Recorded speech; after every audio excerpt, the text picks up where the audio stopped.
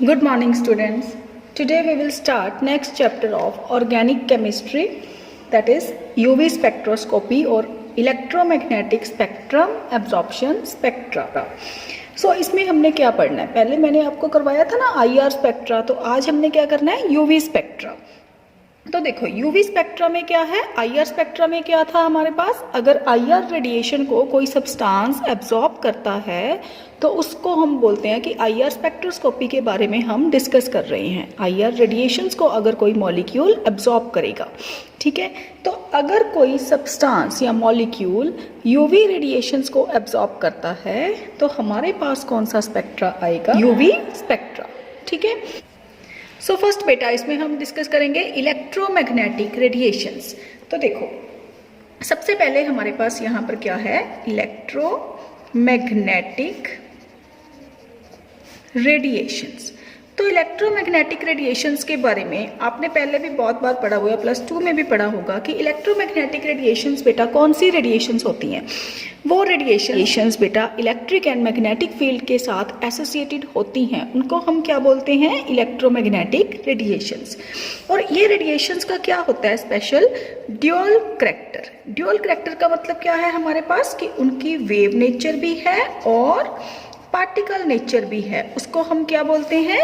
Dual nature. ठीक है, कि जो रेडिएशंस होंगी they have a property of both wave and particle and so they are called electromagnetic radiation. और इसमें क्या होता है बेटा कि they consist of oscillating electric and magnetic field which are perpendicular to each other and perpendicular to the direction of motion of a radiations.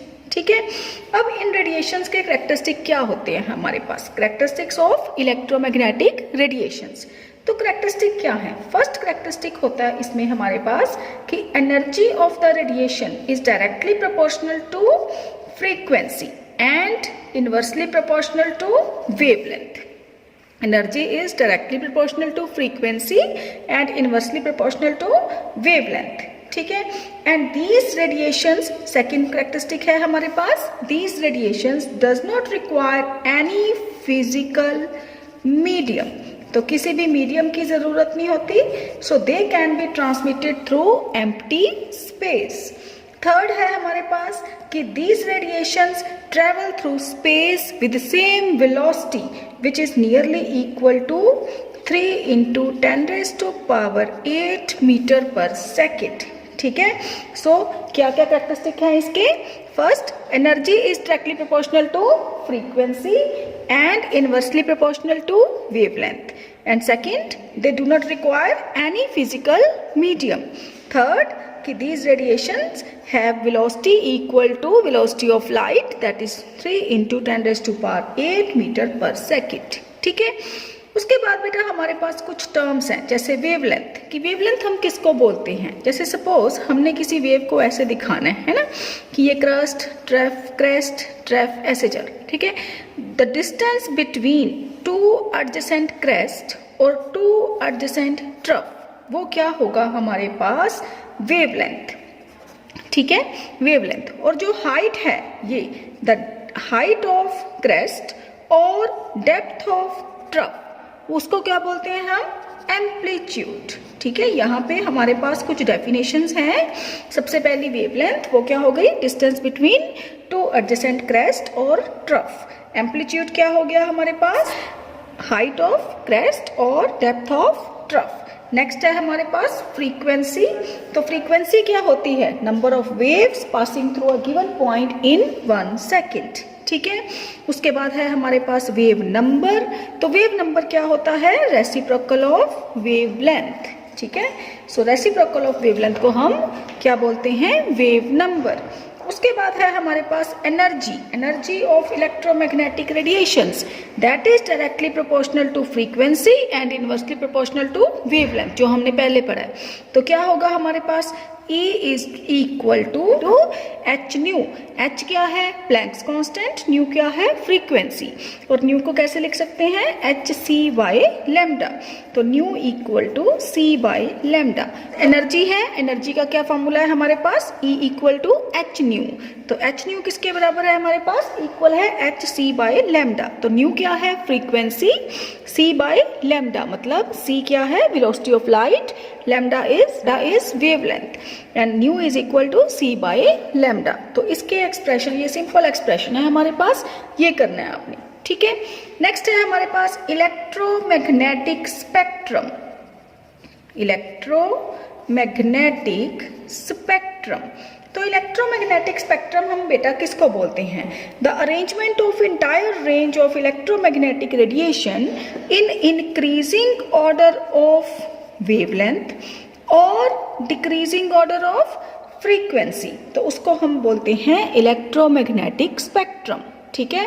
अगर हमारे पास क्या होगा, तो क्या है इलेक्ट्रोमैग्नेटिक स्पेक्ट्रम हमारे पास? The arrangement of entire range of electromagnetic radiations in increasing order of wavelength और डिक्रीजिंग ऑर्डर ऑफ फ्रीक्वेंसी। तो इसको हम बोलते हैं electromagnetic spectrum because wavelength and frequency are inversely proportional to each other, ठीक है। हमने क्या बोला इसमें कि अरेंजमेंट किसका है? ये इंक्रीजिंग ऑर्डर ऑफ वेवलेंथ और डिक्रीजिंग ऑर्डर ऑफ फ्रीक्वेंसी।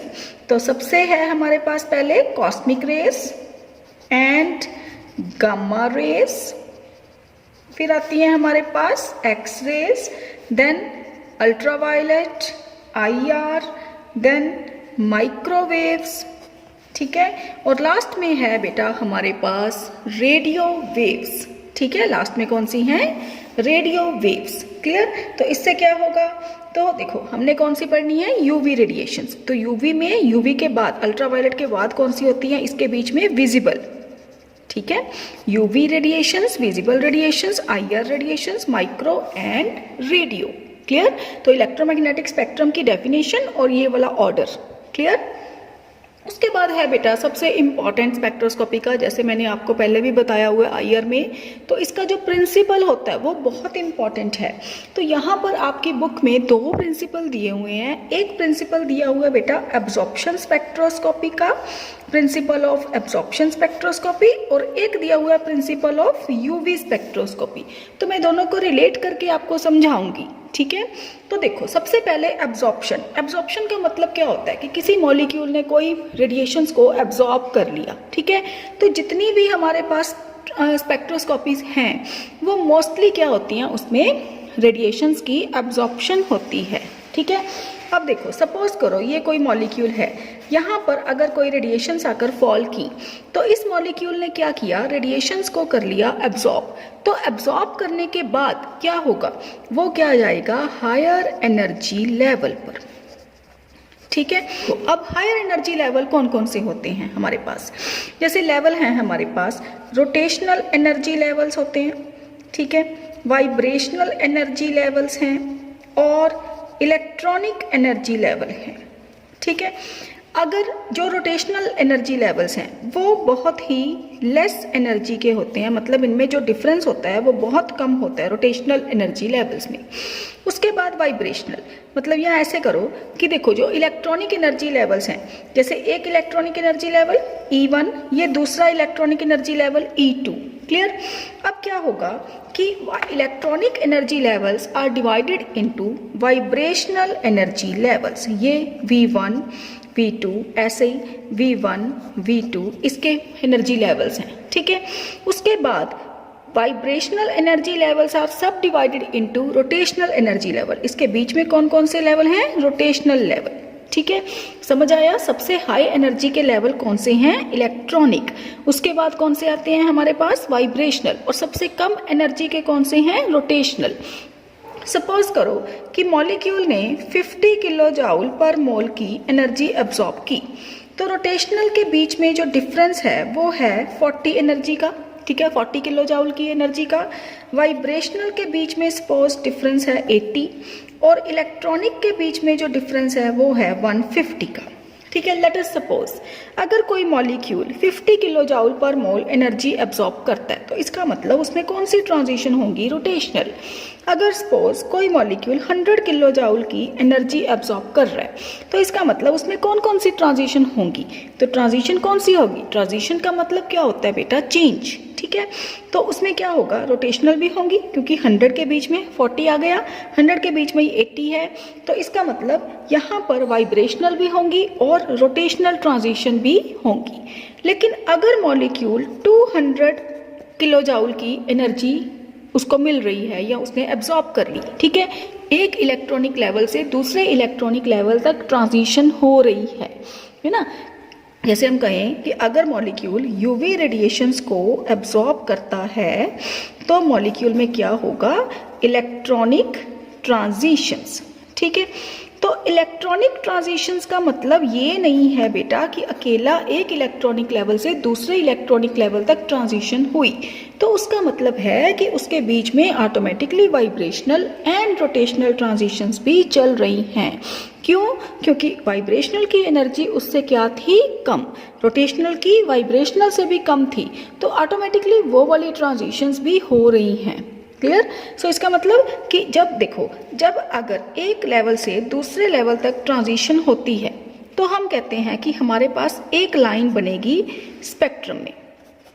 ठीक है, लेकिन अगर एक्सपेक्टेड क्या है अब यहाँ पर कि अगर कोई मॉलिक्यूल यूवी रेडिएशंस को एब्जॉर्ब करता है तो इसका मतलब वहाँ पर एक इलेक्ट्रॉनिक लेवल से दूसरे इलेक्ट्रॉनिक लेवल तक ट्रांजिशन हुई, तो एक लाइन बननी चाहिए। लेकिन क्या हो रहा है कि यहाँ पर नंबर ऑफ लाइंस और we can say band is formed.